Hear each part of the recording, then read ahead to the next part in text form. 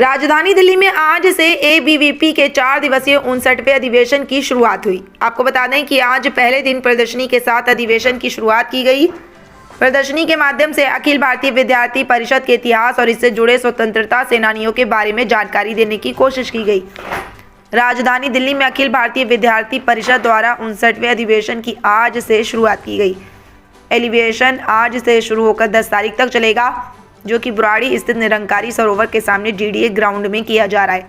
इस भव्य कार्यक्रम का आयोजन में देश के गृह मंत्री के पहुंचने की भी खबर है और आज से सम्मेलन की शुरुआत की गई।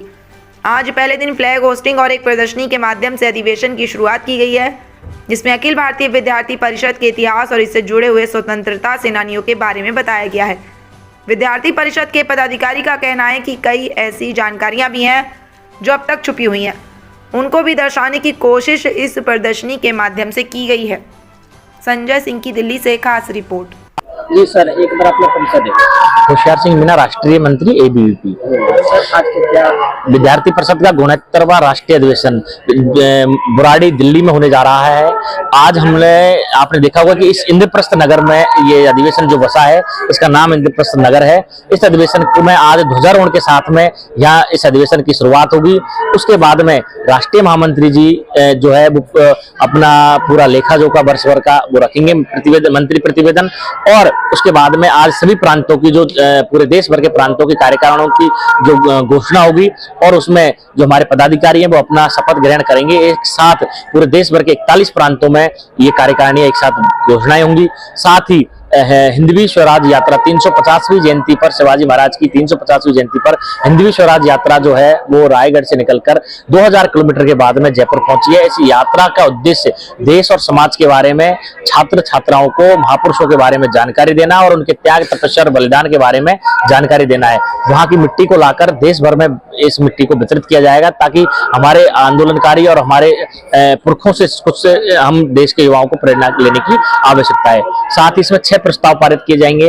पहला प्रस्ताव है इसमें शिक्षा की गुणवत्ता पर सरकारें ध्यान दे, छात्र को क्लास कैंपस जो है, कॉलेज कैंपस है, उसे आनंदमयी और सार्थक छात्र जीवन बनाने का प्रयास किया जाए।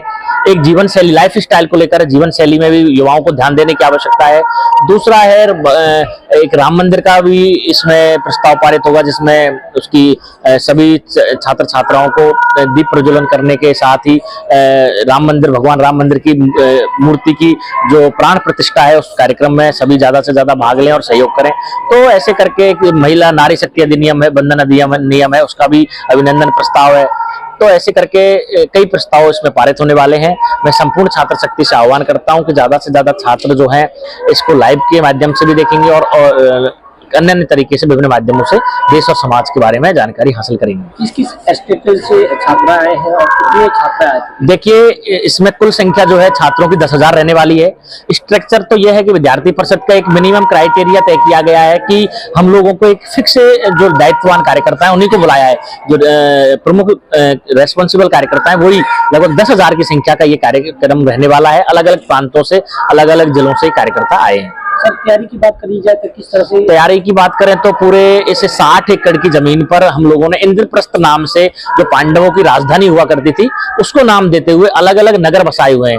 तो जैसे उस समय शासन चलता था उस तरीके से आज अलग अलग नगर हैं। उन नगरों में कार्यकर्ता, छात्राओं की अलग व्यवस्था है, छात्रों की अलग व्यवस्था है, प्राध्यापकों की अलग व्यवस्था है और अलग अलग गट यहाँ बने हुए हैं। पांडाल अलग है, जिसमें आप देखेंगे कि छात्राओं का एक साथ वर्ग चलेंगे, एक साथ ही उनको प्रशिक्षण दिया जाएगा। तो ऐसे करके पूरा एक नगर बसाया गया है। इस नगर के माध्यम से सभी 4 दिन यहीं रहेंगे, यहीं पर सब चीजें होंगी। तो ये एक भव्य और ऐतिहासिक अधिवेशन होने जा रहा है।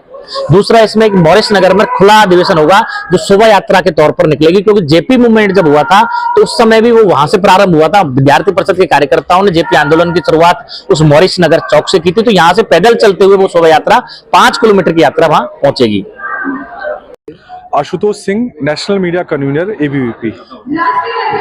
अखिल भारतीय विद्यार्थी परिषद का 69वां अधिवेशन चल रहा है, तो प्रदर्शनी भी लगाई गई है। एबीवीपी का नेशनल कॉन्फ्रेंस दिल्ली में जो चल रही है उसमें आज पहले दिन एक एग्जीबिशन जो है वो लॉन्च हुई है। उस एग्जीबिशन में विद्यार्थी परिषद ने जो देश का इतिहास है, देश के स्वाधीनता आंदोलन का इतिहास है, नेशनल इंटीग्रेशन है और अलग अलग जो स्वतंत्रता सेनानी हैं उनके छायाचित्रों को यहाँ पर लगाया है और यह प्रदर्शनी बहुत ही सुंदर है।